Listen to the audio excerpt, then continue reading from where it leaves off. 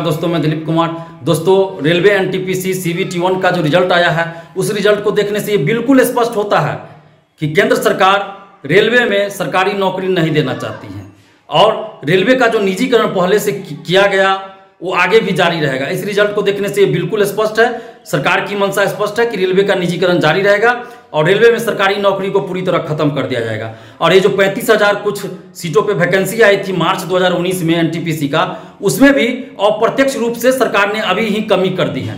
आप नाक को ऐसे सीधा पकड़िए या फिर हाथ को घुमा के ऐसे पकड़िए, पकड़ना आपको नाक को ही है। तो केंद्र सरकार ने यही किया है। रेलवे भर्ती बोर्ड तो मोहरा है, केंद्र सरकार ने यही किया है। अगर 35,000 कुछ जो सीट है उसमें अगर अभी नोटिस जारी करके उसमें कमी कर दे सरकार या रेलवे भर्ती बोर्ड, तो देश भर के छात्र आक्रोशित हो जाएंगे, क्योंकि अभी तो संख्या इनकी ज़्यादा है, तो अभी संख्या कम नहीं कर सकते हैं। तो इसलिए इन्होंने नया तरीका ढूंढा है। तरीका क्या ढूंढा? अप्रत्यक्ष रूप से सीटों की संख्या कम हो गई अभी ही।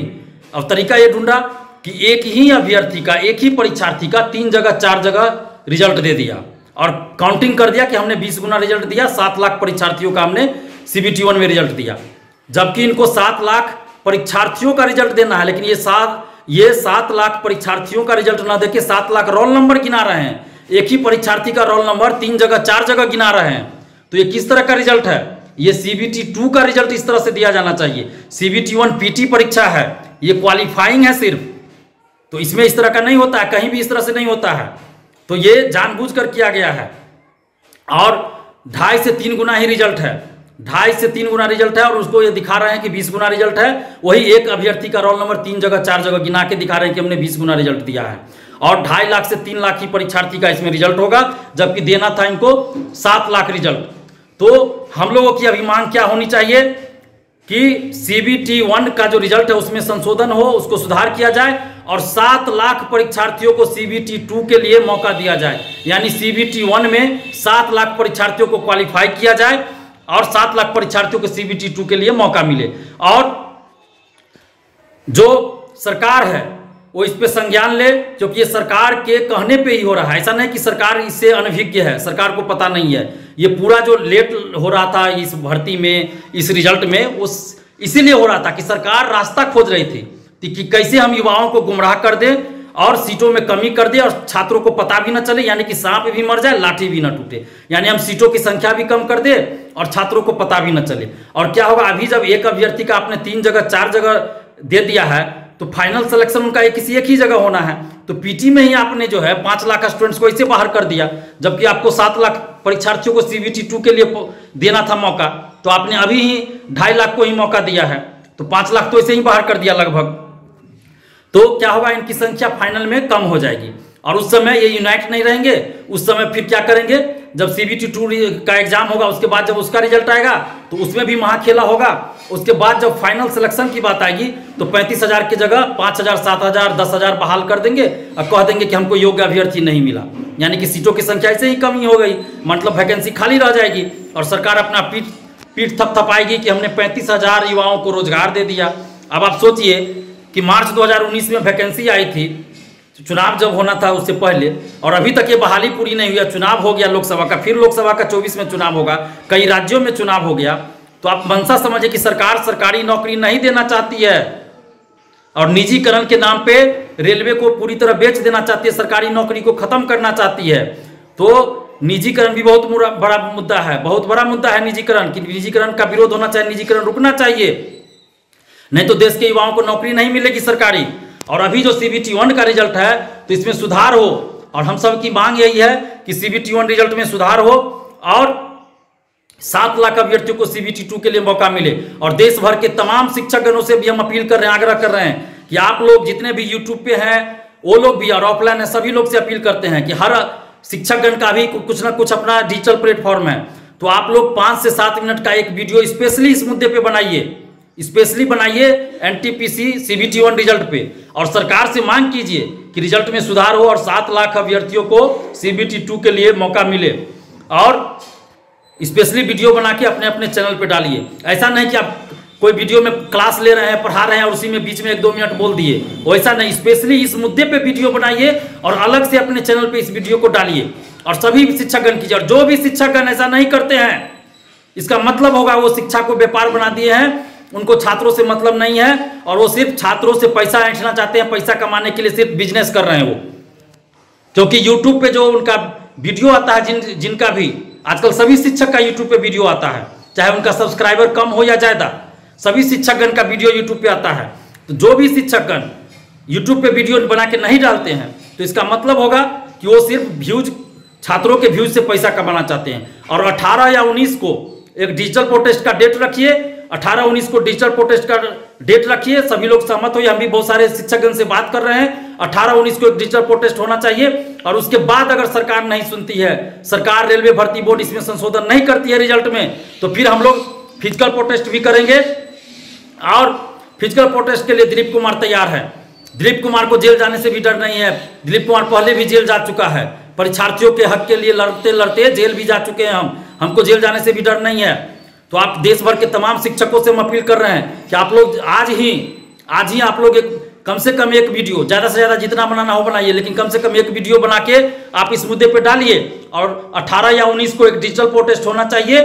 और अगर डिजिटल प्रोटेस्ट से सरकार नहीं मानती है तो फिर हम लोग फिजिकल प्रोटेस्ट करेंगे। आप लोग जितने भी शिक्षकगण हैं साथ दीजिए। जो शिक्षकगण सड़क पे उतर के हमारा साथ देना चाहे उनका वेलकम है, और जो सड़क पे उतर के आंदोलन नहीं करना चाहते हैं, नहीं आना चाहते हैं किसी भी वजह से, तो उनको भी हमारा साथ देना होगा। कम से कम अपने डिजिटल प्लेटफॉर्म पे, डिजिटल जो उनका माध्यम है उस पर सूचना दे सकते हैं कि किस तारीख को हम लोग डिजिटल प्रोटेस्ट, फिजिकल प्रोटेस्ट कर रहे हैं और किस तारीख को डिजिटल प्रोटेस्ट कर रहे हैं। तो कम से कम एक सूचना तो आप दे सकते हैं। क्योंकि जब छात्र हैं तभी शिक्षक हैं, छात्र नहीं तो शिक्षक नहीं। क्योंकि यूट्यूब पे भी जिनका वीडियो चलता है, लाखों में जाता है व्यूज, तो भी छात्रों की वजह से ही जाता है। तो इसलिए इस बात को ध्यान रखिए। और जो भी शिक्षक ऐसा नहीं करेंगे, इसका मतलब है कि वो शिक्षक नहीं, शिक्षा माफिया है और उनको छात्रों से कोई मतलब नहीं है, बस छात्रों के व्यूज से उनको पैसा कमाना है। तो ऐसा नहीं होना चाहिए। जो भी शिक्षक ऐसा करेंगे, आप तमाम परीक्षार्थियों से, देश भर के तमाम परीक्षार्थियों से, देश भर के सभी छात्र छात्राओं से हम आग्रह कर रहे हैं कि जो भी शिक्षक इस संकट की घड़ी में आपका साथ नहीं दे, वैसे शिक्षकों का ऑनलाइन ऑफलाइन बहिष्कार कीजिए।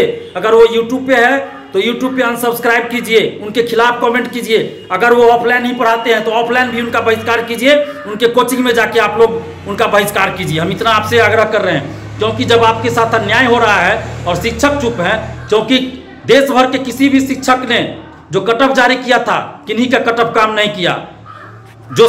जो आप लोगों ने पढ़ाया वो काम नहीं किया, क्योंकि जब उनको बाहर ही कर दिया जा रहा है गलत तरीका से, तो पढ़ाया हुआ तो बेकार चला गया। क्योंकि जितने भी शिक्षकगणों ने पढ़ाया था वो किस लिए पढ़ाया था? कि देश के युवाओं को नौकरी मिले, जो उनके यहाँ पढ़ रहे हैं उनको नौकरी मिले एनटीपीसी में। लेकिन जब उनको गलत तरीके से रेलवे भर्ती बोर्ड और केंद्र सरकार बाहर कर रही है, तो फिर यहाँ पे तो आवाज उठाना उनका परम कर्तव्य बनता है। जो भी शिक्षकगण है, अगर वो आवाज नहीं उठा रहे हैं तो इसका मतलब है कि वो शिक्षा माफिया है, वो शिक्षक नहीं है। क्योंकि शिक्षक जो है सही का साथ हमेशा देते हैं, चाहे वो प्राचीन काल हो या वर्तमान काल हो। जो शिक्षक वास्तव में जो गुरु होंगे वो गलत के विरोध में आवाज उठाएंगे, वो छात्रों का साथ हमेशा देंगे। तो इसलिए आप तमाम परीक्षार्थियों से भी हम आग्रह कर रहे हैं कि आप लोग एकजुट रहिए। और 18 या 19 को जो भी डेट डिसाइड होता है सर्वसम्मति से, पहले हम लोग डिजिटल प्रोटेस्ट करेंगे। और डिजिटल प्रोटेस्ट से अगर सरकार नहीं मानती है तो फिजिकल प्रोटेस्ट करने के लिए भी दिलीप कुमार तैयार है। आप लोग फिर तैयार रहिए। और पूरे देश में रेल रोको अभियान, रेलवे चक्का जाम अभियान चलेगा और सरकार को हम लोग की बात माननी पड़ेगी। जब चुनाव के डर से कृषि बिल वापस हो सकता है, जबकि कृषि बिल लोकसभा राज्यसभा से पारित हो चुका था। ये रिजल्ट जो एनटीपीसी का है, ये तो किसी लोकसभा राज्यसभा से पारित नहीं हुआ है। तो जब कृषि बिल वापस हो सकता है आंदोलन से, चुनाव के डर से, तो चुनाव के डर से 5 राज्यों में चुनाव है, चुनाव के डर से रिजल्ट में संशोधन भी होगा। और हम लोग की मांग गलत नहीं है। हम लोग की मांग है, जो उन्होंने कहा 20 गुना रिजल्ट देंगे तो 20 गुना रिजल्ट दीजिए और 7 लाख अभ्यर्थियों को ये CBT 2 के लिए मौका दीजिए। और यूपी, खास के यूपी के भाई बहनों से आग्रह कर रहे हैं कि आप लोग ज़्यादा से ज़्यादा सोशल साइट्स पे इस बात को लिखिए कि अगर CBT 1 में रिजल्ट में संशोधन नहीं तो बीजेपी को वोट नहीं। और देखिए कैसे 2 से 3 दिन के अंदर रेलवे भर्ती बोर्ड का नोटिस आ जाएगा। और जिन 5 राज्यों में चुनाव है, उन राज्यों के अभ्यर्थियों से भी छात्र छात्राओं से अपील कर रहे हैं। और देश के तमाम छात्र छात्राओं से भी हम अपील कर रहे हैं, आप लोग सोशल साइट जो एक मीडिया है उसका उपयोग कीजिए और सभी लोग लिखिए एनटीपीसी CBT 1 रिजल्ट में संशोधन नहीं तो बीजेपी को वोट नहीं। और देखिए 2 से 3 दिन के अंदर रेलवे भर्ती बोर्ड का नोटिस आ जाएगा। आप किसी भी पॉलिटिकल पार्टी को मानते हो, उनको वोट देते हो, वो अलग मुद्दा है। लेकिन अभी जो गलत हो रहा है आपके साथ, तो उसके विरोध में आवाज उठाइए, नहीं तो कल आपसे आपका घर भी छीन लिया जाएगा और आप चुपचाप इसी तरह देखते रह जाइएगा। इसका मतलब जब अभी आपके साथ इतना अन्याय और शोषण हो रहा है, तो आप अगर अभी आप चुप रहिएगा तो कल को आपसे आपका घर भी छीन लिया जाएगा। तो इसलिए इस गलत का विरोध कीजिए। सरकार किसी की भी हो, अगर वो गलत करती है तो सरकार की गलत नीतियों और कार्यों का विरोध हमेशा कीजिए। यही सच्ची देशभक्ति है। नहीं तो फिर सरकार तानाशाह हो जाएगी और मनमानी करेगी और आपसे आपका हक अधिकार भी छीन लेगी। तो इसीलिए ऐसा नहीं होना चाहिए। और अभी जो गलत किया गया है उसका विरोध कीजिए और सभी लोग मांग कीजिए, सोशल साइट का सहारा लीजिए। Facebook, Twitter, WhatsApp, Telegram, Instagram, YouTube, सब जगह आप लोग लिखिए कि अगर एनटीपीसी CBT1 में रिजल्ट में संशोधन नहीं तो बीजेपी को वोट नहीं। और 18-19 जो भी डेट तय होता है, डिजिटल प्रोटेस्ट हम लोग करेंगे।